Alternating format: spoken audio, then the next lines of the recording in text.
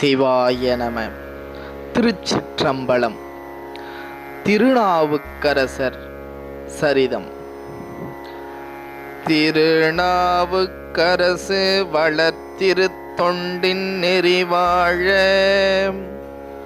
வருஞானத்தவ முனிவர் வாகீசர் வாய்மை திகழ் பெருநாமச் சீர்பரவல் உருகின்றேன் பேருலகில் ஒரு நாவுக்குறை செய்ய ஒண்ணாமை உணராதேன் என்ற சேக்கிழாரின் வாக்கிற்கிணங்க திருநாவுக்கரசரின் சரிதத்தை அடியேன் இயம்புதற்கு திருவருளும் குருவருளும் துணை நின்றமைக்கு நன்றியினை தெரிவித்துக் கொண்டு 7ஆம் நூற்றாண்டில் தமிழ்நாட்டில் பக்தி இயக்கத்தை வளர்த்து சிவனடியாருள் நாவுக்கரசர் என்று ஒருவர் நால்வரில் ஒருவராக வணங்கப்பட்டு வந்தார். அவர் கடலூர் மாவட்டம் திருவாமூர் என்னும் ஊரில் வேளாளர் குடியில் புகழனார் மாதினியார் என்ற தம்பதிகளுக்கு மகனாக பிறந்தவர். இவருக்கு திலகவதியார் என்ற சகோதரியும் உண்டு. நாளொரு வண்ணமாய் பொழுதொரு மேனியாய் இருவரும் அந்நாட்டில் சீரும் சிறப்புமாக வளர்ந்து வர திலகவதியாருக்கு திருமண வயது வர அவருக்கு திருமணம் செய்து வைக்க வேண்டும் என்று பெற்றோர்கள் விரும்பினார்கள். அதன்படியாக கலிப்பகை நாயனாரை திருமணம் செய்து வைக்க முடிவு செய்து நிச்சயம் நடந்தேறியது. நிச்சயம் நடந்தேறிய சில நாட்களிலேயே புகழனாரும் மாதினியாரும் இறைவனுடைய திருவடியை சார்ந்தார்கள். சில நாட்களில் எதிர்நாட்டில் போர் ஏற்படுகின்றது என்ற காரணத்தினால் படை வீரராக கலிப்பகையார் செல்ல அங்கு போரிலே வீர மரணம் அடைந்தார் கலிப்பகையார். நிச்சயம் நடந்தேறிய பிறகு வேறு யாரையும் தன்னுடைய மனதிலே மணவாளனாக ஏற்றுக்கொள்ள விருப்பமில்லாத திலகவதியார் தன்னுடைய தம்பியான மருள்நீக்கியாரை வளர்த்து அவருடைய வாழ்க்கைக்கு துணையாக நாம் வாழ வேண்டும் என்று தன்னுடைய வாழ்க்கையை அர்ப்பணித்தார். மருள்நீக்கியார் சைவ சமயத்தில் பிறந்தவராக இருந்தாலும் அப்பொழுது சமணச் சமயமானது தழைத்தோழுங்கி இருந்ததால் சமணச் சமயத்தை சார்ந்து அச்சமயத்தில் பல பணிகளை செய்து வந்ததால் மருள்நீக்கியாருக்கு தருமசேனர் என்ற பட்டம் வழங்கப்பட்டது. திலகவதியார் தன்னுடைய தம்பியை எப்படியேனும் சைவ சமயத்திற்கு மீட்க வேண்டும் என்று எண்ணி இறைவனிடம் விண்ணப்பம் செய்தார்.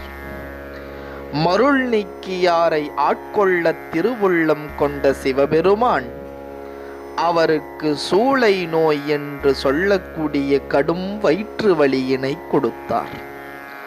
வயிற்று வலியில் துடித்த மருள்நீக்கியார் சமண மடத்தில் செய்யப்பட்ட சிகிச்சைகள் பலனளிக்காமல் இருக்க திலகவதியார் திரு அதிகை வீரட்ட பெருமானை வணங்கி பதிகம் பாடும்படியாக மருள்நீக்கியாரை வேண்டினார். தன்னுடைய தமக்கையார் கூறியவாறு திரு அதிகை வீரட்ட பெருமானை வணங்கி நோய் தீர்க்கும் பதிகமாகிய கூற்றாயினவாறு விளக்ககிலீர்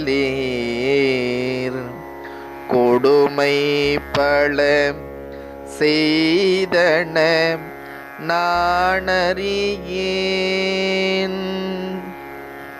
எனும் நோய் தீர்க்கும் பதிகத்தை திருவீரட்டான பெருமானை நினைந்து பாடினார்.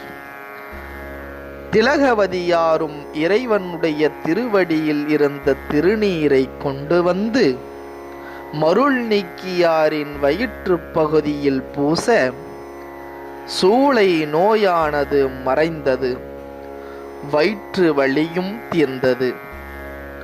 மருள் நீக்கியார் சைவத்தின் பெருமையையும் சிவத்தின் தன்மையையும் உணர்ந்து சமணத்தை வெறுத்து சைவத்தை புகழ்ந்து பல சிவஸ்தலங்களுக்கு சென்று சிவபெருமானை புகழ்ந்து பதிகங்களை பாடியும் சிவ ஆலயங்களை தூய்மை செய்யும் பணியினை உழவாரம் என்னும் தொண்டினை செய்து வர மருள் நீக்கியார் திருநாவுக்கரசர் என்று போற்றப்பட்டார்.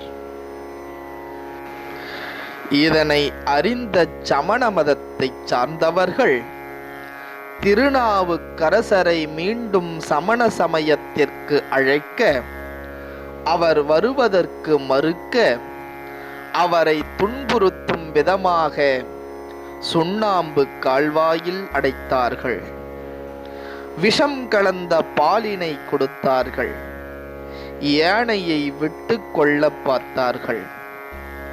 நாவுக்கரசரை கொல்ல வந்த யானை நாவுக்கரசரை வலம் வந்து வணங்கி நின்றது. கல்லை கட்டி கடலிலே புகுத்தினார்கள். அவர் சிவபெருமானை நினைந்து சொற்றுணை வேதியன சோதிவானவன் பொற்றுணை திறந்தடி பொருந்தி கை தோழ கற்றுணை போட்டிவோர் கடலினுள் பாய்ச்சினோ நற்றுணையாவது நமச்சிவாயவே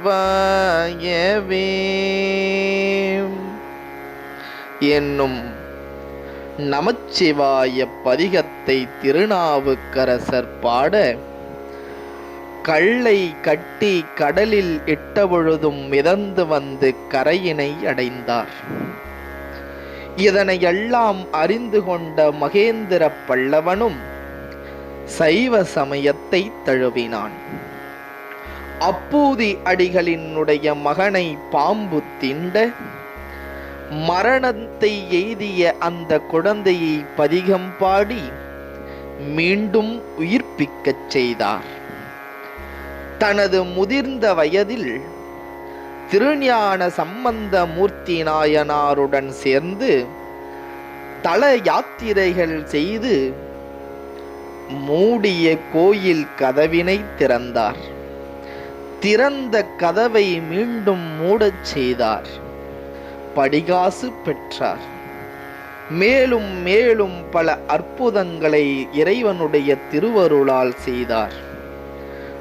இப்படி அவர் பல திருவிளையாடல்களை இறைவனுடைய அருளால் செய்ததால் ஞானசம்பந்தரால் திருநாவுக்கரசர் அப்பர் என அழைக்கப்பட்டார். பல சிவன் ஆலயங்களில் பதிகங்களை பாடி உடல் வருந்த உழவாரம் செய்து கையிலையில் சிவனை காண கஷ்டப்பட்டு நடக்க முடியாமல் உடலினை தேய்த்து கொண்டு உடலினால் நகர்ந்து செல்ல சிவபெருமான் திருவுள்ளம் கொண்டு திருவையாறு வருக கைலாய காட்சி பெருக என்று அருள் புரிந்தார். அதனை கேட்டு திருவையாறு வந்து சேர்ந்தார் திருநாவுக்கரசர். ஆடி மாதம் அமாவாசை தினத்தன்று நாவுக்கரசருக்கு ரிஷப வாகனத்தில் அம்மை அப்பனாக சிவபெருமான் கைலாய காட்சியினை தந்தருளினார். தன்னுடைய 81 வயதில் திருப்புகலூரில்